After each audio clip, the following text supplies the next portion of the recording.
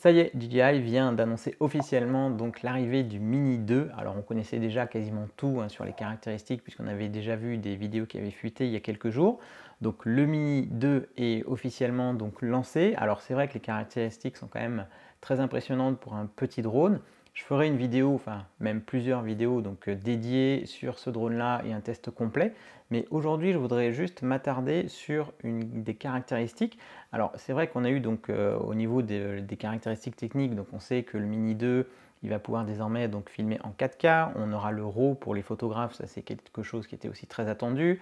On aura donc aussi une liaison OcuSync qui va permettre donc d'avoir une portée nettement meilleur que le Wi-Fi de base qu'il y avait sur le Mini première génération. Donc là, on a la même technologie que sur le Mavic 2 Pro, sur les Mavic Pro, sur le Mavic Air 2. Donc c'est vraiment une qualité de liaison qui va vraiment apporter un confort d'utilisation très important.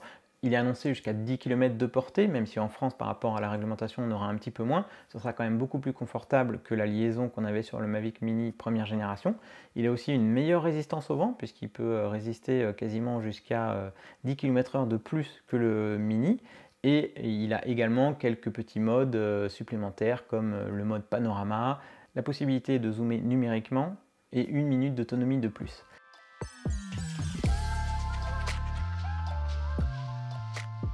Mais à mon grand regret, il manque quand même une caractéristique, c'est la fameuse classification classe CE, qui est l'homologation européenne, donc qui aurait dû être C0. Malheureusement, le Mini 2 n'est pas C0. Alors, j'ai regardé partout, j'ai essayé de trouver cette information et c'est en consultant donc le blog Studio Sport qui a fait un article dédié qui confirme bien que le Mini 2 n'est pas classe européenne, il n'est pas homologué C0. Alors apparemment techniquement il pourrait l'être, mais c'est juste que apparemment DJI n'a pas trouvé opportun d'apposer en fait le sigle sur le drone, puisque apparemment il manque que ça, puisque techniquement il correspondrait aux prérequis pour cette classe C0. Mais bon, c'est pas le cas. Alors, est-ce que vraiment ça change fondamentalement les choses? Eh bien, en fait, j'ai bien regardé la législation et en fait, ça change vraiment très très peu de choses. Donc, c'est sûr que c'est un peu contraignant de se dire que dans 2 mois, au moment où j'enregistre cette vidéo, on va entrer donc dans la nouvelle réglementation européenne et que ce drone-là, eh bien, n'a pas cette fameuse classe d'homologation. Alors au final, c'est pas si grave que ça, parce qu'en fait, il y a très peu de différence entre un drone homologué C0 et un drone qui ne l'est pas, parce que là, on parle bien donc de la catégorie des drones de moins de 250 grammes. Alors si on regarde dans le guide de la DGAC, si on prend l'exemple d'un drone qui serait homologué CE de classe C0, eh bien, on a la distance des tiers, le survol est autorisé, pas de survol de rassemblement de personnes, mais le survol de personnes isolées est autorisé. Donc ça, c'est pour un drone C0, donc moins de 250 grammes. En termes de formation et d'examen, il faut prendre connaissance du manuel d'utilisation fourni par le fabricant et il est recommandé de suivre la formation et de passer l'examen sur Fox Alpha Tango. Mais c'est recommandé, c'est pas indispensable, c'est pas requis, c'est juste une recommandation. Donc ça, c'est pour un drone homologué de classe C0. Si on prend maintenant un drone qui ne serait pas classe CE, donc comme le Mavic Mini ou le Mini 2, eh bien, on a une équivalence donc de sous-catégorie A1 et on va pouvoir voler à proximité des personnes pour les drones donc de moins de 500 grammes.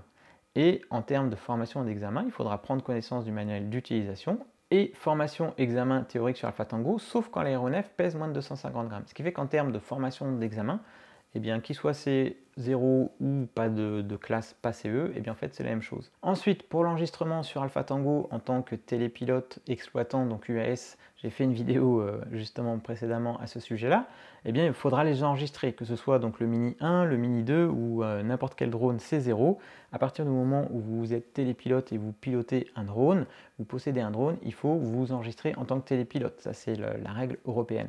Donc, ça ne changera pas, encore une fois, là-dessus, à ce niveau-là, il y aura rien qui changera.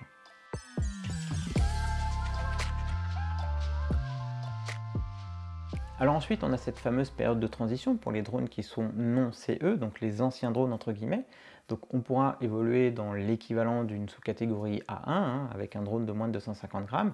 Et même après le 1er janvier 2023, eh bien, vous pourrez encore voler avec votre drone de moins de 250 grammes, puisqu'on a une mention qui dit les conditions d'utilisation changent après le 1er janvier 2023. Seuls les aéronefs de masse inférieure à 250 grammes pourront être utilisés près des personnes. Tout autre aéronef devra être utilisé loin des personnes. En outre, les télépilotes devront avoir passé la formation pour la catégorie ouverte mentionnée au chapitre 5.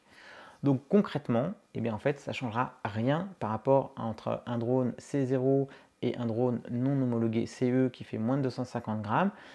Alors c'est sûr qu'à quelques mois d'entrée en vigueur de la future loi européenne, ça aurait été bien commercialement d'apposer cette étiquette. Une étiquette C0 sur le Mini 2, ça aurait été la cerise sur le gâteau.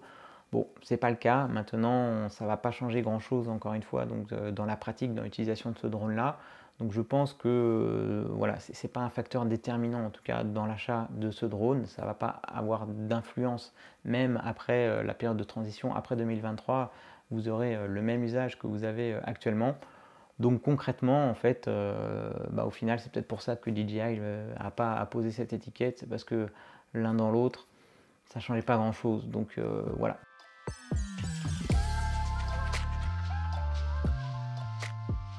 Alors voilà, j'espère que cette vidéo aura pu rassurer ceux qui se posaient des questions par rapport à ce sujet-là. Ce n'est pas un frein à l'achat. Si ce drone vous plaît, vous intéresse, eh bien c'est pas parce qu'il n'est pas homologué de classe C0 qu'il ne faut pas l'acheter, puisqu'on a vu que dans la pratique, ça ne changera pas grand-chose par rapport à ce qu'on connaît actuellement, que ce soit à court, moyen ou long terme. Donc soyez rassurés, si ce drone vous intéresse, n'hésitez pas à l'acheter. Moi je vous réserve plein de vidéos à son sujet et d'ici là, je vous dis à bientôt. Ciao.